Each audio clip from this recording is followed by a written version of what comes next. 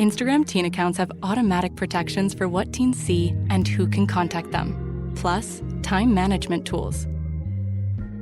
And Instagram will continue adding built-in safety features to help create age-appropriate experiences. Learn more about teen accounts and Instagram's ongoing work to protect teens online at instagram.com/teen accounts. Atheists, agnostics, long-haired weirdos, short-haired weirdos, vandals, hooligans. The government, hug the government, love the government, hug the government, love the government, hug the government. Welcome to the Politics Guys. I'm political scientist Michael Baranowski, an emeritus professor at Northern Kentucky University. I'm joined today by political scientist Michael Levy. And Michael and I, a few weeks ago, we had the introductory episode of this New Rules of Politics series where we just sort of laid out the groundwork. And today we're finally getting to the first of these new rules of politics, which really actually is an old rule of politics that is still a rule of politics. Right, Michael? I can definitely agree with that. And the rule, to put it simply, is follow the money. And I don't think it's any surprise to anyone, it shouldn't be, I don't think, that this is the first rule. It's maybe the most obvious rule, but I'd like to think there are ways to look at and understand money in politics that maybe aren't exactly intuitive, at least not necessarily for everyone. Yeah, so thanks, Mike.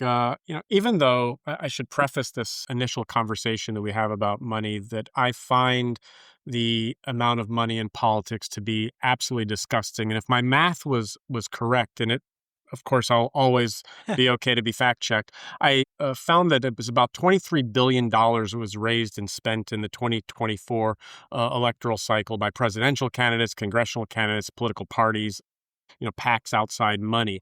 So I'm really glad that we're starting here.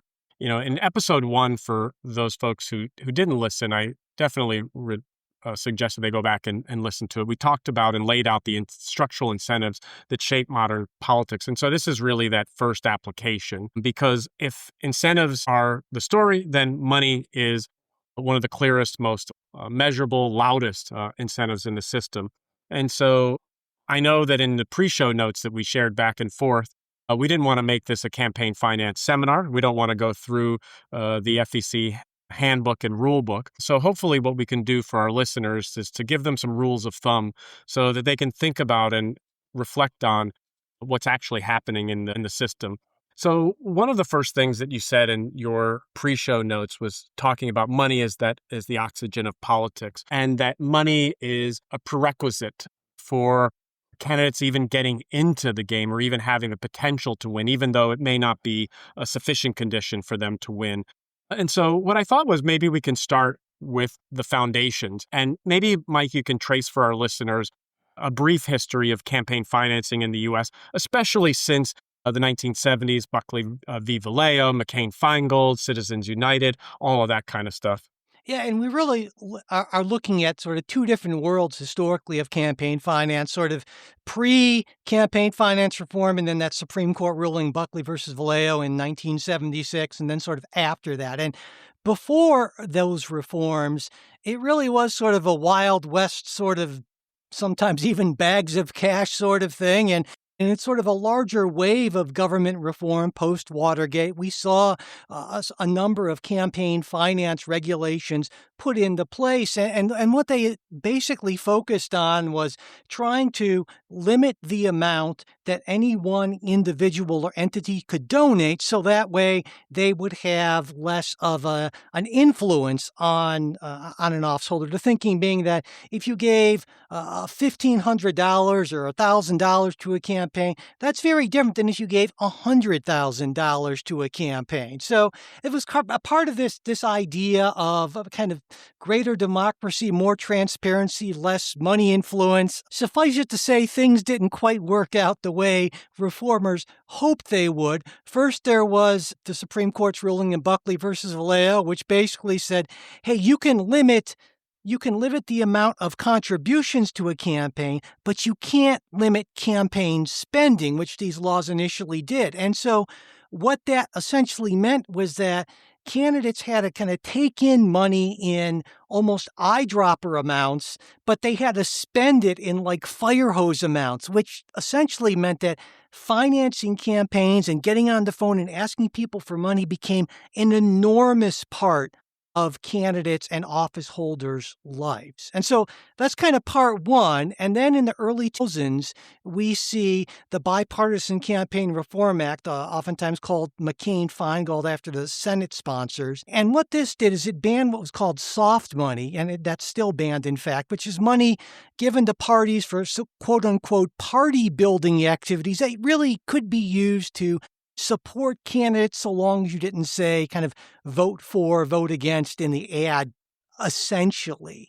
And there was also, importantly, part of this, a ban on what were called electioneering communications, which meant that any ad outside of a campaign that mentioned a candidate for federal office within 30 days of a primary or 60 days of a general election was banned under this law. Well, this was overturned by the Supreme Court in 2010 in a ruling called Citizens United, which on First Amendment grounds. And this sort of paved the way for super PACs, which are independent organizations that can accept and spend unlimited amounts on behalf of campaigns, but they can't directly coordinate with campaigns.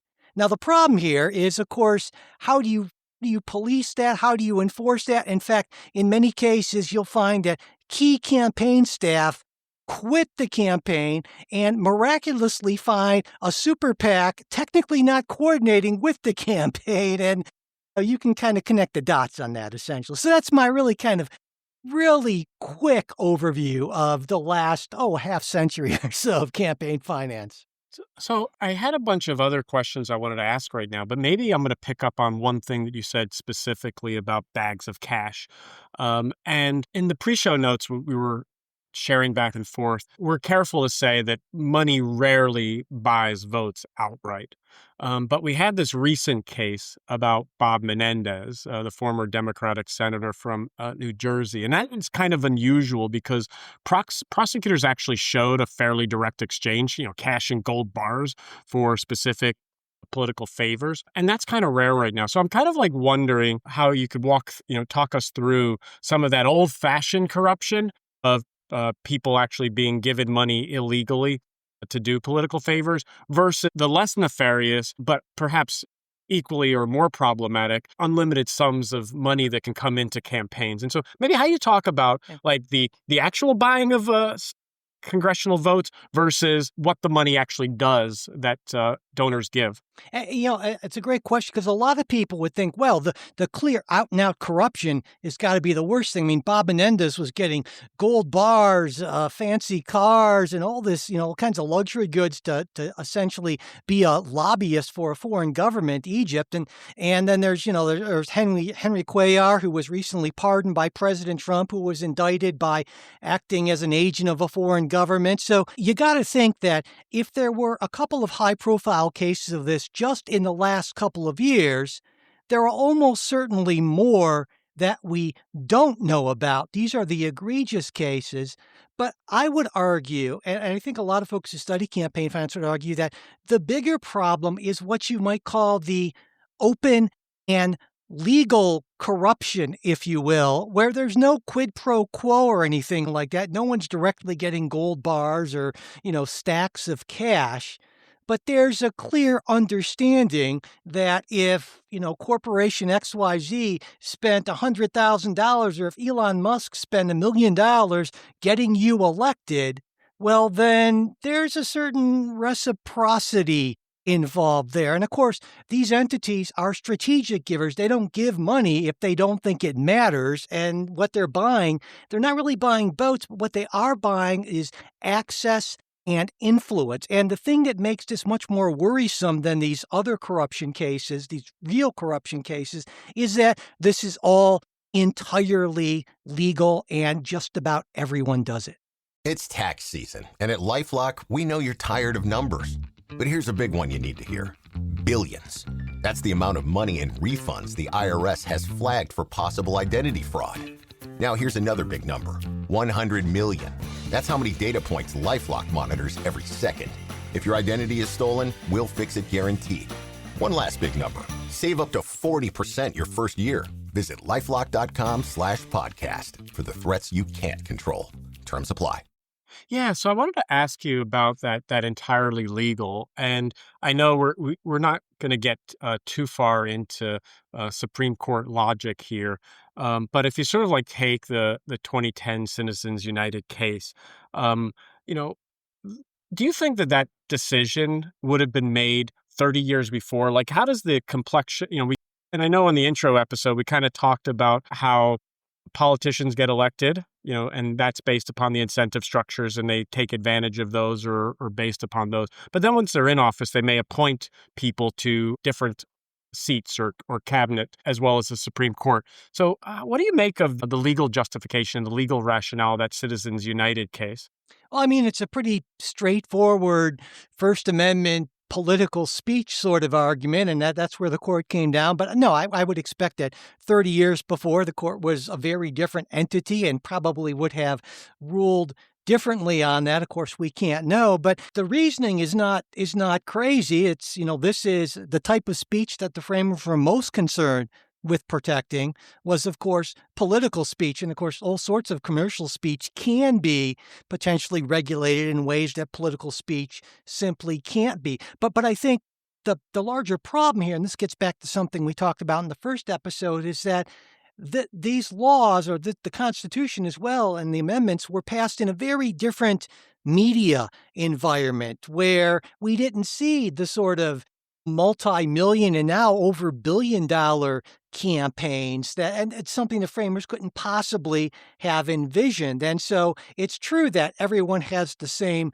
free political speech rights in a sense, but of course, if you have $1 billion, you have a massive megaphone, and if you don't, well, you have a lot less speech.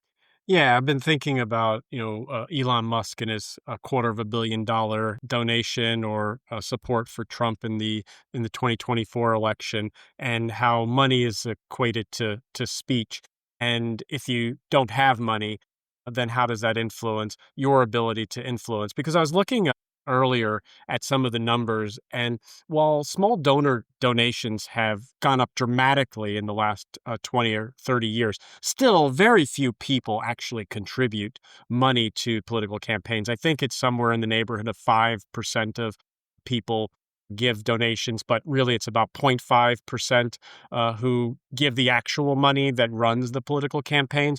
So maybe you can talk a little bit about the democratizing efforts that McCain and Feingold kind of made to limit campaign donations. And what does that mean for and I'm using in air quotes, the little guy, the person who wants to maybe express support for a particular candidate or against a particular candidate, and they have only $15, $20.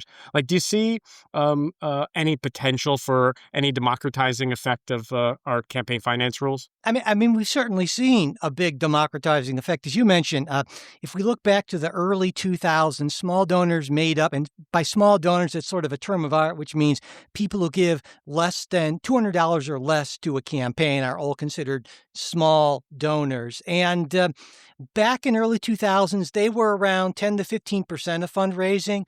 Now they're up to around 20%. So it's definitely an increase, and there's a lot of variation. Certain types of candidates will attract national reputations and be able to draw from a much bigger small donor pool, like Marjorie Taylor Greene on the Republican side or AOC on the Democratic side, that sort of thing. But it's still much, much smaller than larger donations. And one of the big differences is these small donor donations tend not to be nearly as strategic. If you or I or a listener were giving $20, $50, $100 to a campaign, we're not expecting anything in return. I mean, specifically, right? We're hoping for maybe good policy. We want to support viewpoints or something like that. But that's very different from when some corporate entity or some super PAC spends real money on a campaign. They're looking for real results. And that's an important distinction.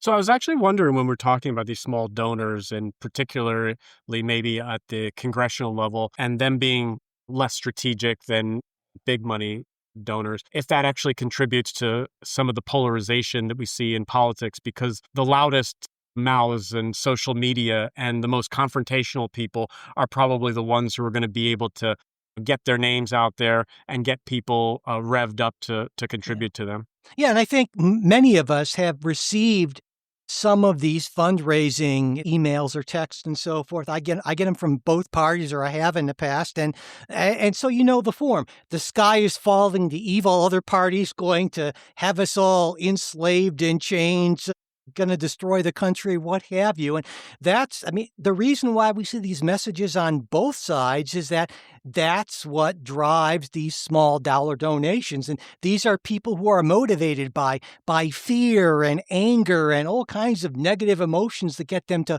open up their checkbooks, or I guess their credit cards, a kind of an old person phrase there, and donate. But that's not the sort of thing that drives big corporate donations, not at all.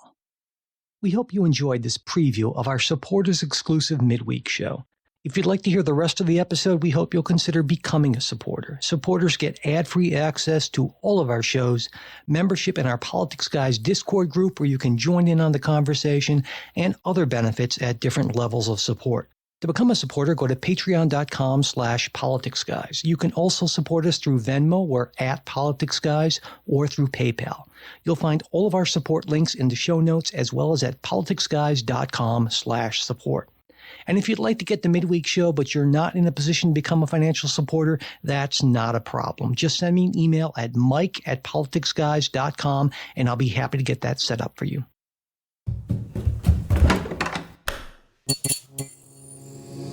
This podcast is part of the Democracy Group,